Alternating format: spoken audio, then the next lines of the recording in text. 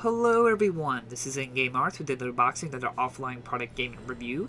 This is Triangle Strategy for the Nintendo Switch. To jump right into it, my physical copy was the vanilla version of the game, so the on-cartridge version was 1.0.0, and I do not know if other companies outside of Nintendo directly funded games do get reprint physical copies. I've never came across one.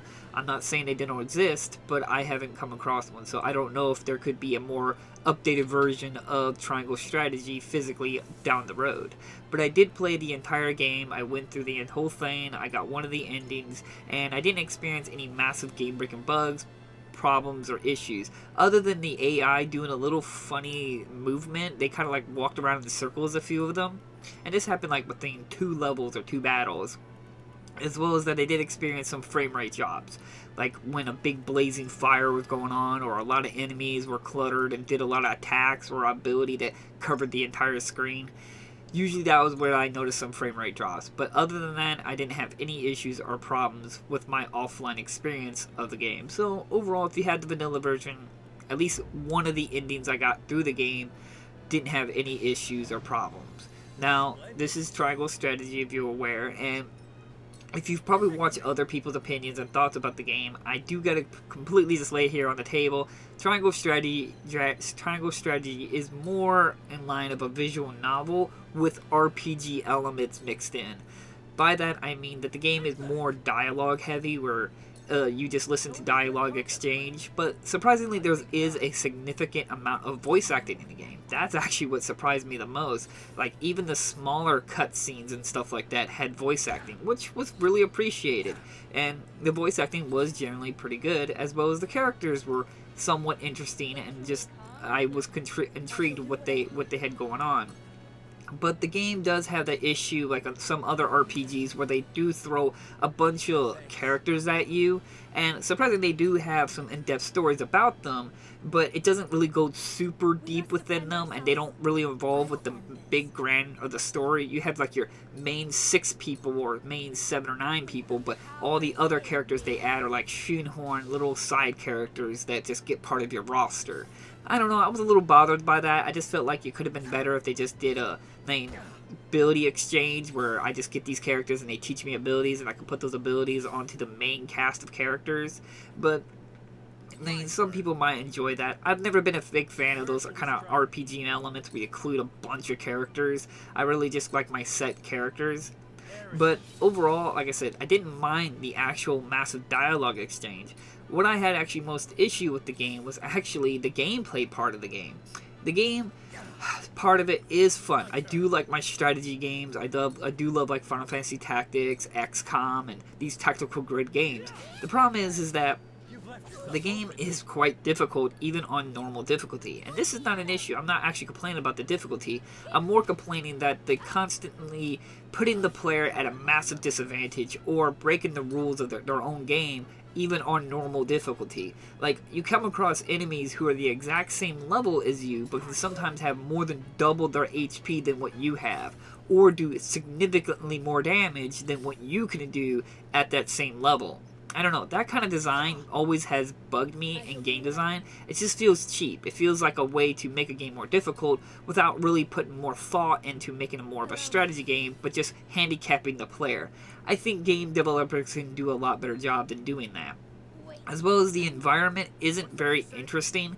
You come across a lot of level designs, but a lot of them you get to explore, and a lot of them are kind of flat surface and maybe some rocky mountains here and there, but nothing truly amazing in terms of level design. So I thought the levels were a little bland here and there. And even though the game does introduce a mock battle system where you can get experience and level up a little bit and get money, it just feels like just a chore to do, because even though they do have a limiter to how much you can level up, since the enemy will always be like this cut above you in difficulty, it just seems silly to try to train because they will always be superiorly stronger than you. It's almost like 3 to 1 at times, and sometimes they completely throw out numerous amount of opponents against you. It's just, I find this game design very aggravating. It feels like an artificial difficulty than actually making it challenging by interesting gameplay designs. That's my biggest flaw about the game.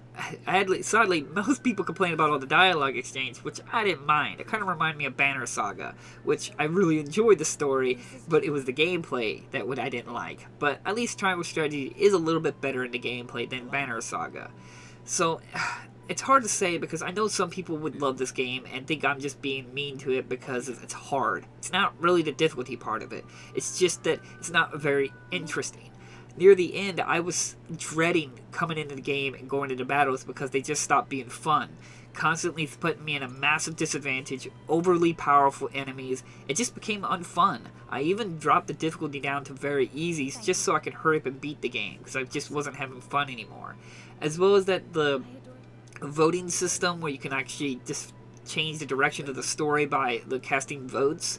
It's kind of like a decision making in the game, but you gotta like get people to vote on your side, which was interesting. But sadly, there is a true ending in the game where you have these select dialogue exchanges and votes and stuff like that to get the true ending of the game. And I don't know if I was a fan of that kind of design concept, but it is there, and I do like the idea. That's why I try to constantly say that Triangle Strategy is more of a visual novel RPG than actually a more focus on RPG element. Now, this was also my first time seeing the 2D HD graphic style, which in the end I still love it because it's sprite graphics, but I don't understand like the big praise about how good looking it is. It just looks like Final Fantasy Tactics to me. So I don't understand how, like, I guess everyone forgot Final Fantasy graphics doesn't exist. I don't know. It looks nice, and I'm glad we're getting it, but I do think the game looks a little blurry. I don't know. This kind of bugged my eyes at the beginning, because they got like this filter on the screen to make the edges of the sprites a little bit on the blurry side. I'm not talking about the Field of Death blurriness, but I'm talking about the actual sprites in the environment. It's got a blur effect to it.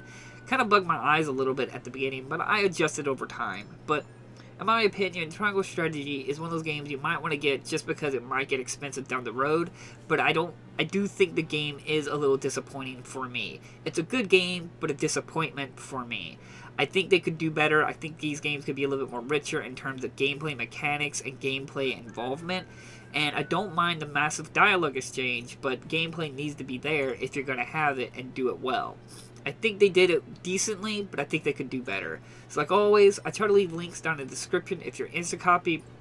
I still say pick it up because I do see it later on down the road becoming expensive, because these kind of games do that in terms of becoming rare. But overall, I don't say to go out of there if down the road it gets really expensive, you have to spend a lot of money. It's not really ultimately worth it, but still a good game. Happy to have it on my shelf. A little disappointed that these games are only being released on the Switch for some reason. I don't know why they can't come out on PlayStation 4 unless Nintendo's funding it. Not entirely sure. So, like always, I try to leave links down in the description if you're Instacopy. I say look into it. Maybe you can get it cheap down the road to pick it up. What if you could get it cheaper? But if it doesn't, then you might want to pick it up when you can. So, like always, thank you all for watching, and I'll see you guys in the next unboxing video. Bye-bye!